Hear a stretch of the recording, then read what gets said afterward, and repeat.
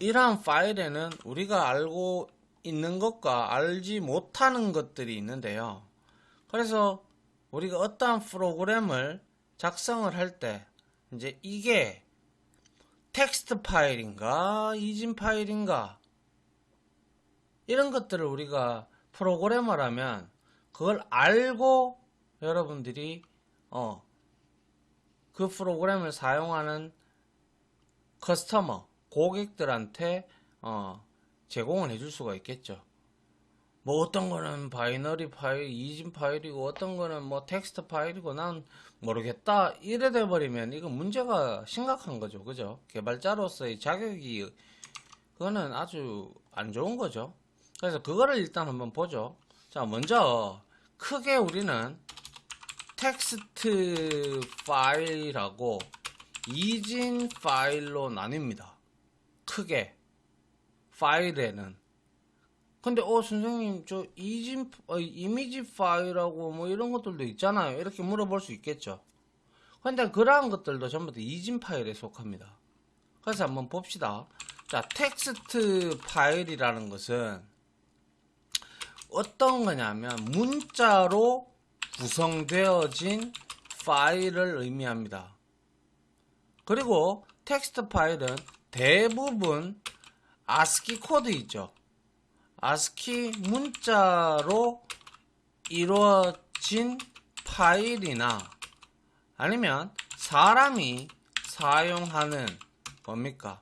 한글이라든지 영문이라든지 이런 것 등과 같은 문장들로 이루어진 파일들을 우리는 대부분 대부분이 아니라 텍스트 파일이라고 칭을 합니다. 그래서 간단하게 예를 들자면 여러분들이 메모장 많이 쓰죠. txt 확장자를 가지는. 그래서 메모장 파일이죠. 그죠? 메모장 파일이나 혹은 뭐 우리가 이제 지금 C++를 배우고 있으니까 cpp.cpp 그리고 .header 뭐 이런 것들 있잖아요. 그죠? 이런 소스 파일들 있죠.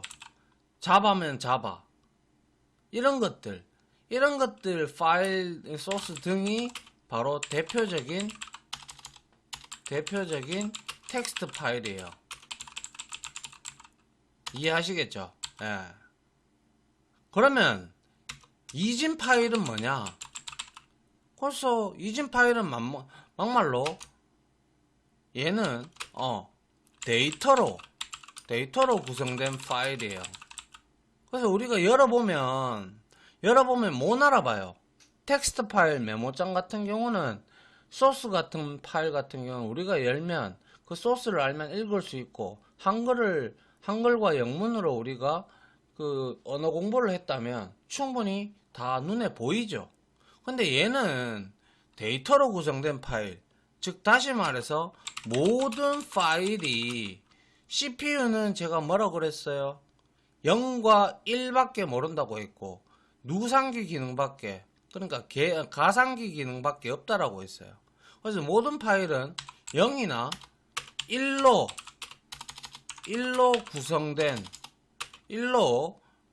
구성된 파일을 의미한다라는 거예요. 그래서 다른 말로는 이진이 우리가 영어로 말하면 바이너리거든요.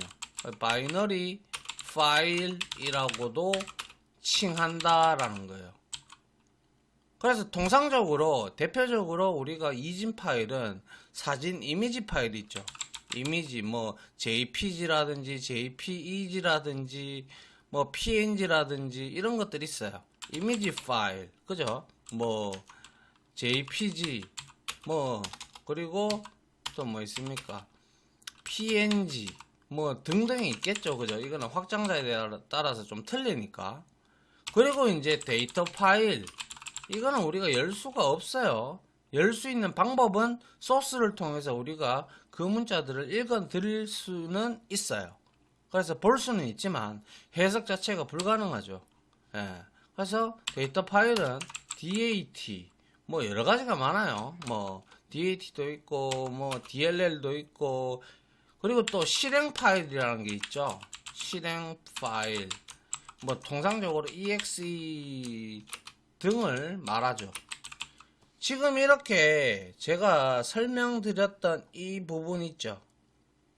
이 부분은 원래 제가 장표로 만들려고 했는데 다른 부분에서 공부하신 분들도 계실 것 같아서 그래서 이거는 그냥 이렇게 구두로 제가 이렇게 적어가면서 설명을 드렸습니다. 크게 텍스트 파일과 이진 파일로 구성이 되어 있고 텍스트 파일은 이렇다. 이진 파일은 이러이러하다. 그래서 우리가 알고 있는 뭐 엑셀 파일 있죠. 그리고 한글 파일 이런 것들은 무슨 파일일 것 같아요? 텍스트 파일일 것 같아요? 아니죠. 그거는 이진 파일에 속합니다. 아시겠죠? 예. 그래서 여러분들이 자주 쓰는 파워포인트도 마찬가지.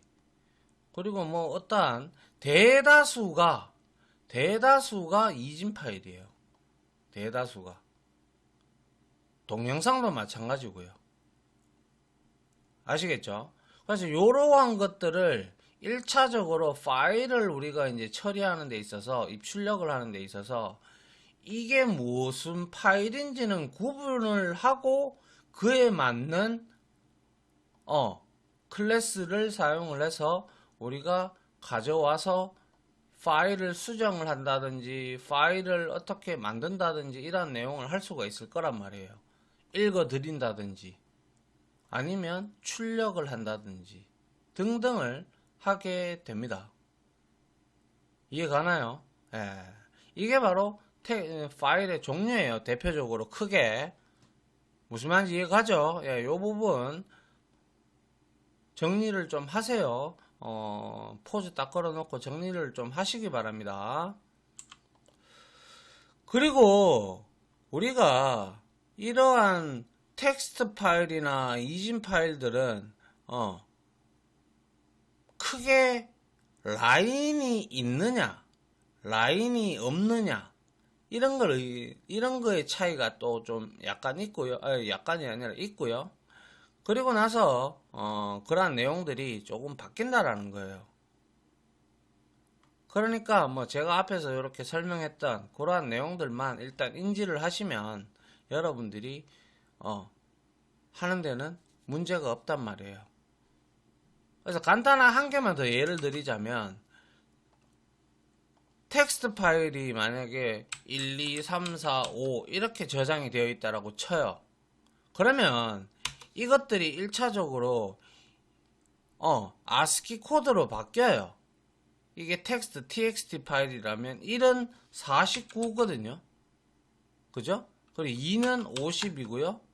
그래서 이렇게 쭉 연결이 돼서 53까지 이렇게 1차적으로 ASCII 코드로 바뀌고요.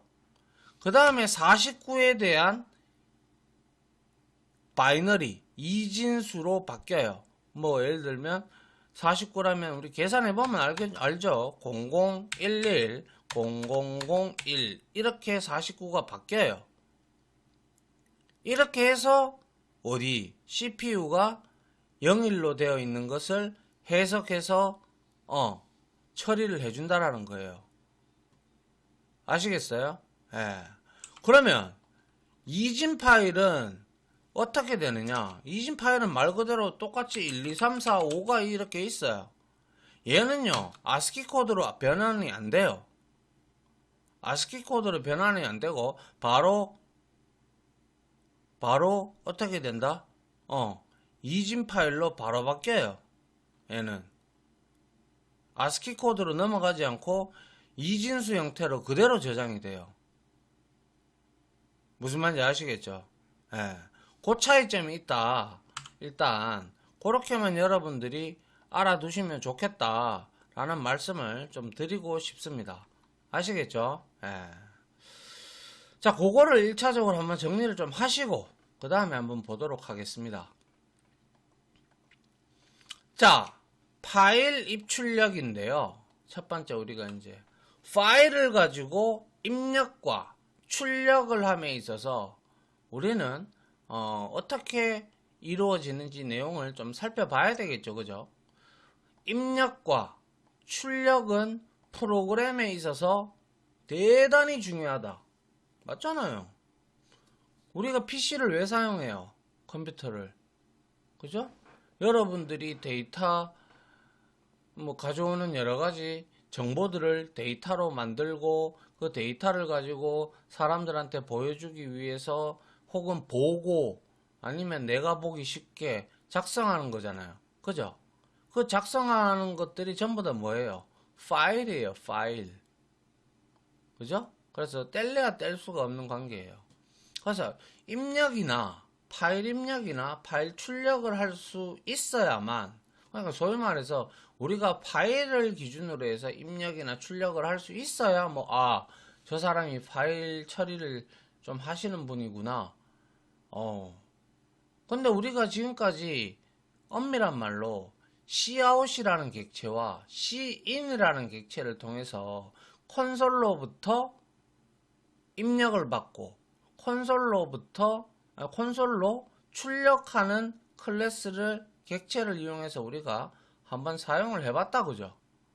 그와 마찬가지로 파일에 대해서 입력이나 출력을 할 수 있어야지만 사용자와 상호 대화적인 인터랙티브라고 하죠. 상호 대화적인 프로그램 작성이 가능하죠. 맞잖아요. 일단 콘솔로 띄워서 뭐 파일 읽기, 뭐 파일 읽어드리기 이런 것들 다 있잖아요. 그죠? 그러한 인터페이스가 잘 돼 있어야, UI가 잘 돼 있어야 여러분들도 그 프로그램을 사용함에 있어서 불편함이 없을 겁니다. 아주 이제는 어떠한 응용 어플리케이션이라도 그런 부분에 있어서 잘 돼 있어야 우리가 사용을 하는데 지장이 없고 뭐 이런 거, 근데 기본적인 것임에도 불구하고 그런 것들을 제공하지 않는다면 상당히 그 프로그램은 하자가 있고 사용자들로 하여금 유저들한테 사용이 될까요? 안 된단 말이죠. 그래서 프로그래머가 입력 장치나 출력 장치의 종류에 따라서 서로 다르게 프로그램을 작성하여야 한다면 아주 불편한 일이 될 것이다. 자, 과거에는 이런 경우가 있었어요. 저 같은 경우는 뭐 어셈블러, 포트란, 베이직 뭐 이런 언어들을 다 좀 배워왔었는데, 이놈은 이런 언어들은 뭐 포트 대표적으로 어셈블러인데, 어셈블러 같은 경우는 AMD, 예를 들어서 말하는 거예요. AMD라는 CPU가 있고 인텔에서 제조해주는 CPU가 있잖아요. 그죠? 대표적으로 지금 현재는. 근데 이 당시만 해도, 그러니까 거의 뭐 1970, 80년대 그리고 뭐 8, 90년대 이제 컴퓨터가 보급되기가 그렇게 어려운 시절이었죠. 그때 당시에 프로그래머들은 여기에서 실행되는 이 CPU에 맞게끔 실행되는 소스를 따로 작성해야 되고, 또 이 CPU에 맞게끔 소스를 또 따로 작성을 해야 되는 아주 불편한, 이거는 완전 인간을 노가다 시키고 기계가 편한 쪽으로 간 거죠. 그럼 누가 개발자를 하려고 하겠습니까? 같은 돈 받고 하는데 이거 다르고 이거 다르게 이렇게 한다면, 그죠? 그러면 배우려 들지도 않을 거고 힘들 거예요. 그러면서 이제 점점점 언어들이 고급화가 되고 새로운 언어가 탄생을 하면서 어떠한 CPU에도 하나의 소스로 동일하게 작동을 하는 그러한 인터페이스를 갖추게 되면서 점점 프로그래밍 언어가 부각이 되고 현재까지 이르게 된 거예요. 이제는 어떻게 보면 제4차 산업혁명 시대에서 프로그래밍 언어를 모른다면 좀 문제가 있지 않을까요? 뭐 앞으로도 IT 쪽의 일자리가, 물론 IT 쪽에는 IT 기획도 있고 IT 인프라도 있고 프로그래머도 있고 IT로 경영을 하는 사람들도 있고 뭐 영업을 뛰는 사람들도 있지만, 하지만 설사 자기가 개발만큼 할지는 모를 때 모를 값이라도 이 언어가 어떠한 특징을 가지고 있고 이 언어가 어떠한 장점이 있어서 고객들한테 설명을 해주고 보안에 관련된 내용도 알아야 되고, 영업을 하려면 설명을 해줘야 되니까 그러한 내용들을 비록 자기가 개발은 안 할지언정 기초적인 내용들은 알아야 된다라고 저는 보거든요. 그래야 설명이 가능하겠죠. 그래서 여러분들은 이 강의를 수강하시는 분들은 아마 충분히 다른 언어 뭐 접해 보셨을 거라고 생각을 하고, 프로그래밍 언어가 이렇게 중요하다라는 거예요. 이제 제2의 세계 언어, 제2의 공용어로 지금 되어가고 있는 게 바로 프로그래밍 언어죠. 앞으로도 지속적으로 IT 쪽에 뭐 스마트 팩토리, 인공지능, 빅데이터 이런 것들이 전부 다 프로그램이잖아요. 그죠? 그렇다 보니까 여러분들은 이 언어를 공부를 하고 있다면 게임도 마찬가지, 뭐 다른 언어, 하나의 언어만 잘 마스터를 해두면 다른 언어들은 다 거의 비슷해요. 그냥 문법 좀 추가되고, 그리고 좀 새로운 언어가 출시가 되면 기존에 있던 언어보다는 좀 업데이트가 돼서 좀 개발을 쉽게 만들어줘요. 그리고 또 요즘에는 또 뭐 노코드라고 해서 나오잖아요. 그죠? 근데 그 노코드도 마찬가지입니다. 노코드도 기본적으로 뭐 말을 해서 뭐 이러이러한 기능을 구축해줘, 이렇게 말을 해서 구축을 했다고 칩시다. 그러면 내가 원하는 것과 동일하게 만들어질까요? 아니란 말이에요. 그러면 기본적인 틀은 그렇게 만들어 주되, 줄값이라도 우리가 그걸 통해서 소스를 볼 줄 알아야 수정할 부분은 수정을 하고 이렇게 만들 거 아니에요. 그래서 노코드 시대는 아직까지는 시기상조가 아닌가, 개인적으로 그렇게 생각합니다. 무슨 얘기를 하다가 여기까지 빠졌는지 잘 모르겠네. 요거 하다가 그랬죠. 예.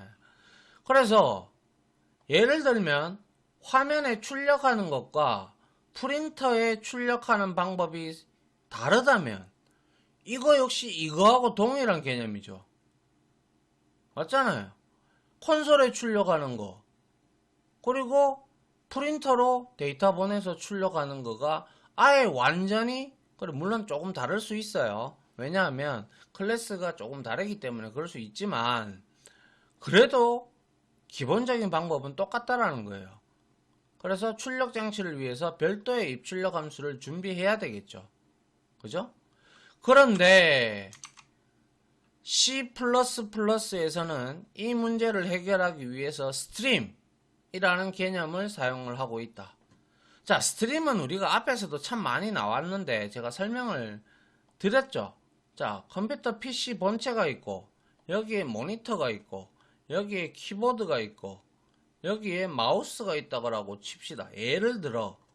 그러면 이것들이 전부 다 모니터도 VGA 커넥터나 DVI 커넥터나, 요즘에는 뭡니까? DI인가요? 예, 뭐 아무튼 그 단자를 통해서 이렇게 연결이 돼 있죠. 본체랑.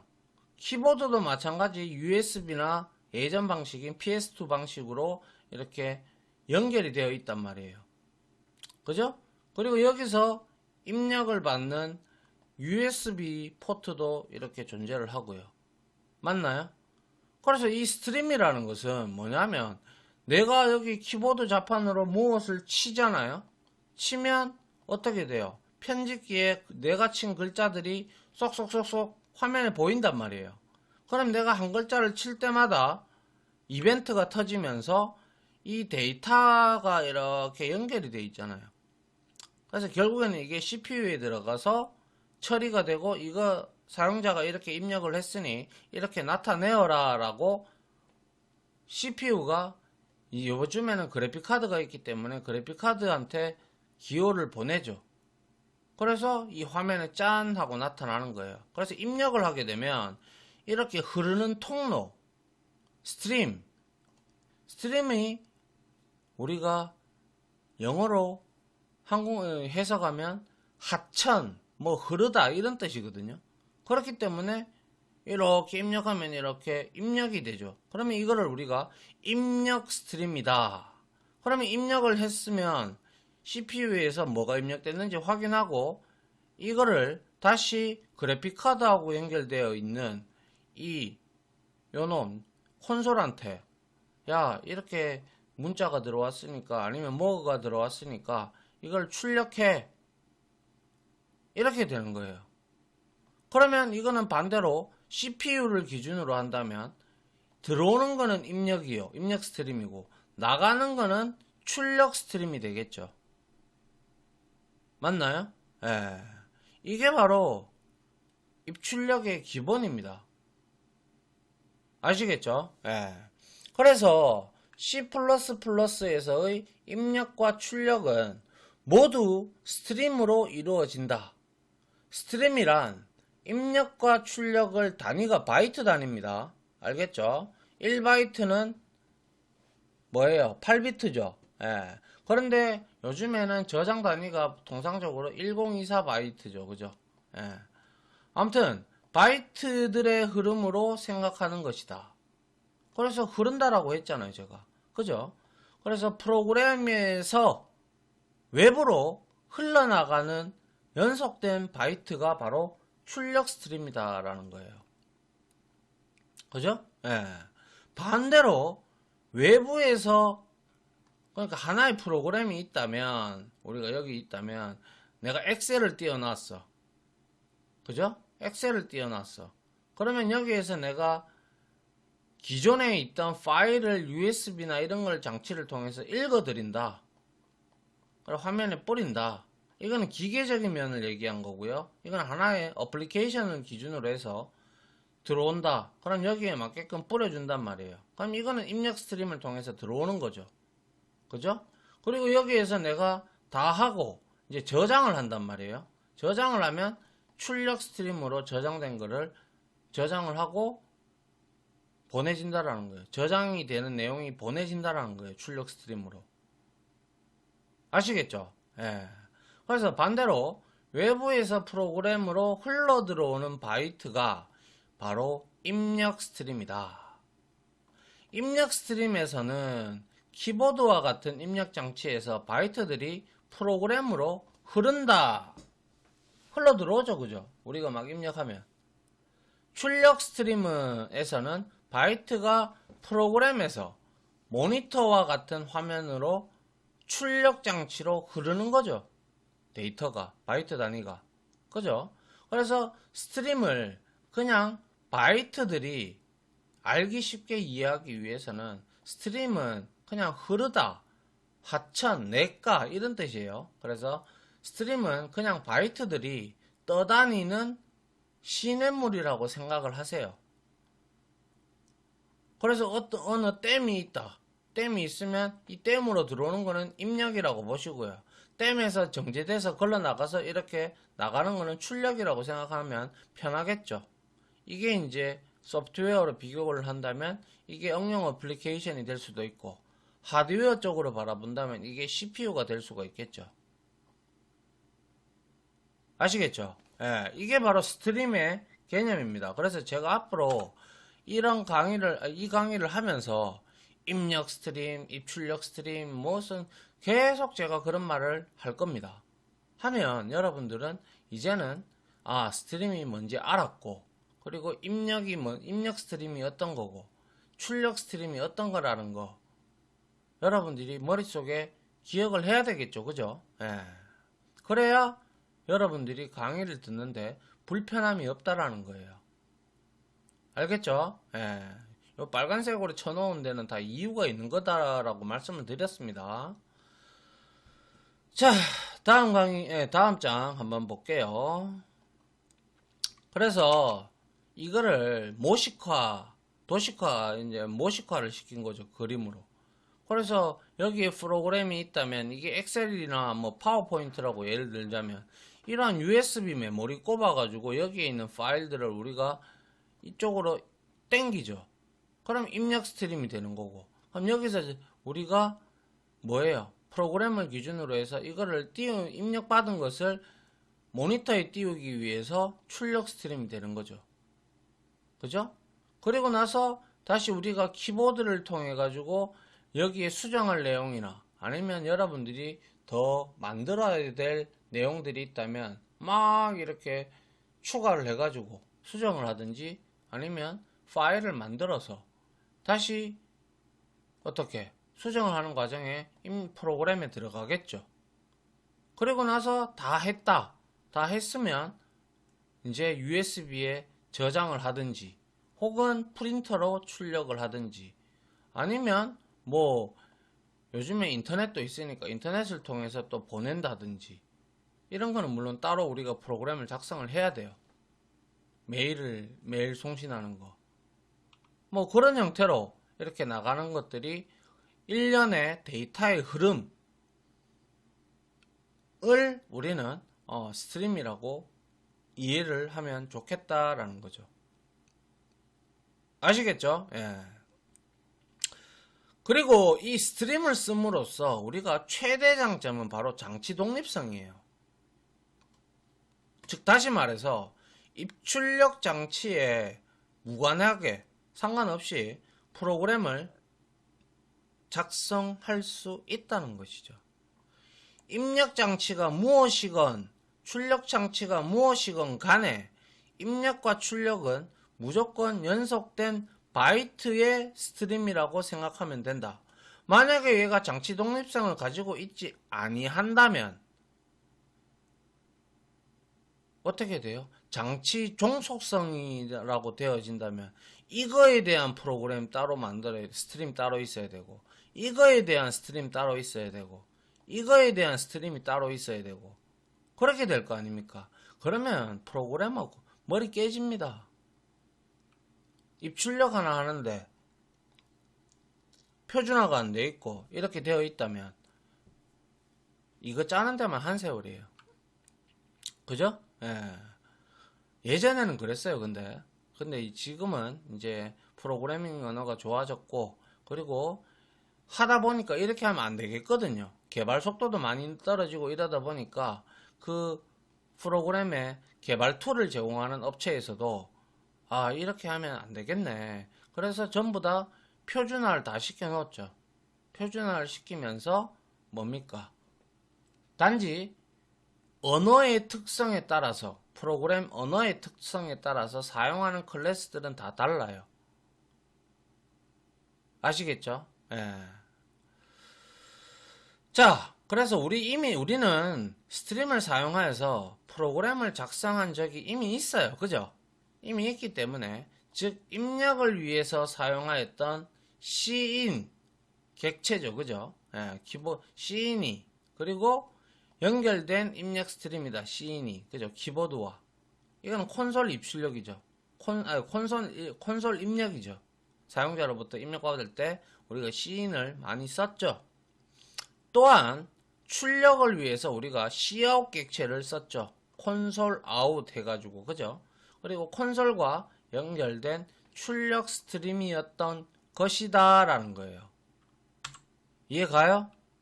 예, 이게 바로 우리가 Cout을 Cin을 통해서 콘솔 입출력은 됐잖아요. 그렇기 때문에 우리가 콘솔에다가 우리가 원하는 데이터를 받고 그리고 콘솔에다가 원하는 데이터를 출력하고 이러한 내용들을 우리가 지금까지 했었죠. 예.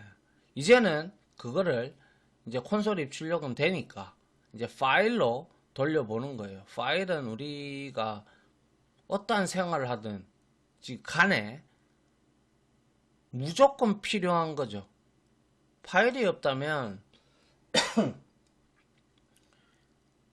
뭐 쓰고 날아가 버리고 뭐 잃어버리면 참 골치 아프죠. 그죠? 예, 생각도 하기 싫죠.